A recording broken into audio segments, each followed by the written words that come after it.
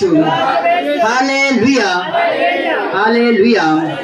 हा भाऊ तलासरी इथून आलेला आहे, तलासरी वेलगाव इथला आहे आणि भावाला काही दिवसापासून खूप त्रास व्हायचा, त्याला सतत पोटामध्ये त्रास व्हायचा, पोट फुगून राहायचं आणि त्याचं यायदासाठी सर्व गेली होती, त्याला हात उचलून किंवा पाय उचलून चालता सुद्धा येत नव्हतं, हात उचलून त्याला खाणं सुद्धा खाता येत नव्हतं, इतका तो बिमार पडला होता। तेव्हा त्याचे सिस्टर त्याचे नंदसला फोन केला, त्याच्या भावाला फोन केला, तेव्हा ती रडत म्हणाली की भावा माझा पती फार विचित्र म्हणजे दुःखाने भरलेला आहे, तर काय करावं माहित नाही, त्याचे थोडे दिवस समय थोडासा राहिला आहे म्हणून मला घाबरासारखं वाटत आहे।